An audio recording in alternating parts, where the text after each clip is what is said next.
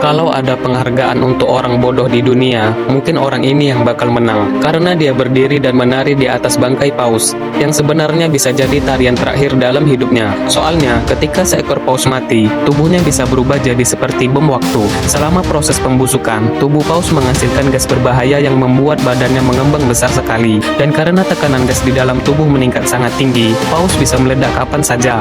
Dan siapapun di dekatnya bisa tewas seketika. Untungnya, paus yang satu ini belum meledak. Kalau tidak, mungkin orang yang menari di atasnya juga ikut hancur berkeping-keping.